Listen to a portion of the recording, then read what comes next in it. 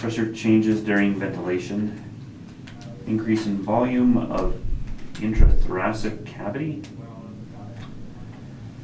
which increases lung volume, decreases pulmonic pressure. Decreases or? Decreases interpulmonic pressure. Intrapulmonic. Intra. Between the lungs? Or inside the lungs, maybe? That'd be would be inside. Intra. Okay, so. Causes air to rush into the lungs. So yeah, you decrease the pressure, then it goes in. I just don't know why it would be called intrapulmonic. Yeah, it's all about pressure. High pressure here, you're gonna make it go out. Low pressure, it's gonna come back in. Decrease in volume of intrathoracic cavity. Decrease lung volume, increase interpulmonic pressure, cause air to rush out of the lungs. Expiration. So pretty much what it's saying, the mechanics of breathing is pressure. Right.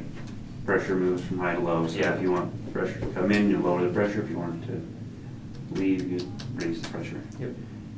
And that's done, let's see,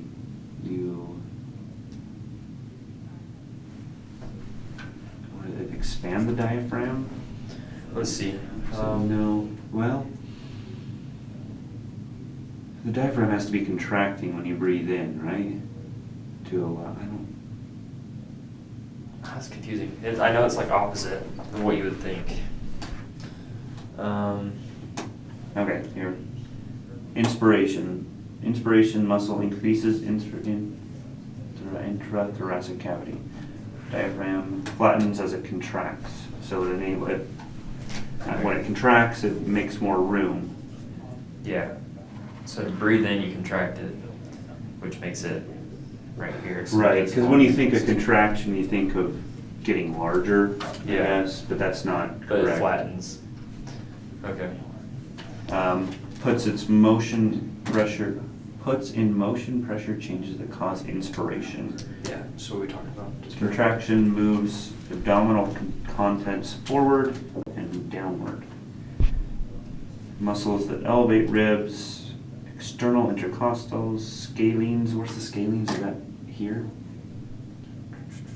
I want to say it's right next to the sternocleidomastoid. I think so. Pec minor. Elevate. So these are inspiration muscles.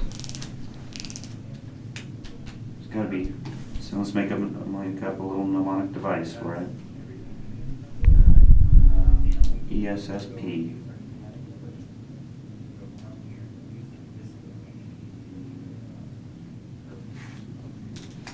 Maybe just picture it.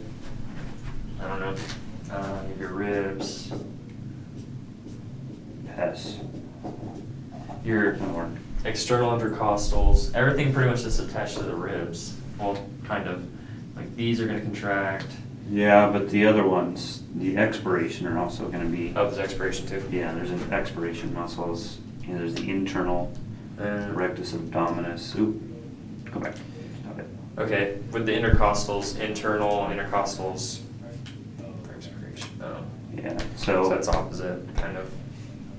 internal, PES, PESS. That'll work. Okay. And then expiration. No muscular effort needed at rest, but you do use them when you're exercising. So passive recoil of diaphragm and other muscles decrease intrathoracic cavity volume. During exercise of voluntary force expiration, accessory muscles of expiration contract, pulling ribs downward. Maybe the muscles below the ribs. Yeah. Rectus abdominis, Internal intercostals, obliques, yeah. So Those are easy to remember. Cool. Internal rectus abdominis. I mean, that one's the most obvious, I think, rectus abdominis and the Yeah. obliques. You just gotta think internal. The internal. And that's why sometimes you, especially after you first start doing cardio, you're sore right in here. It's because those are forcing air out, I think. I guess you're also using the external as well. I don't know, it'd be hard to tell the difference pain-wise. Yeah. Okay, inspiration, expiration. Great. Muscles, those are muscles.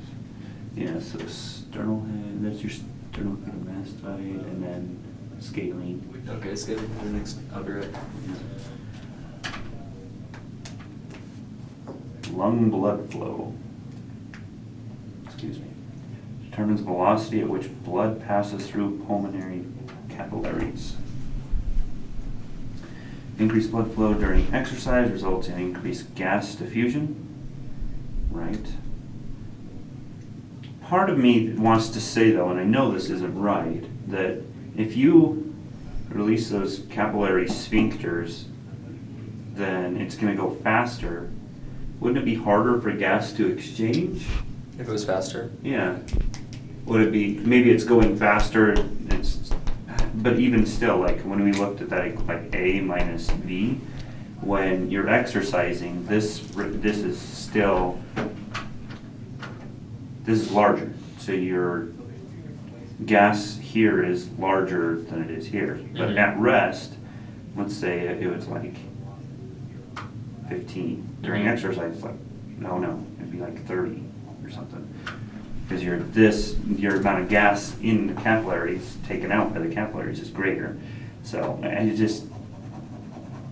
I don't know, kind of a thought, like if it's going faster, wouldn't it be harder? But I guess it's just taking what it needs. I don't know. Yeah. I don't know if I really understand it very well besides.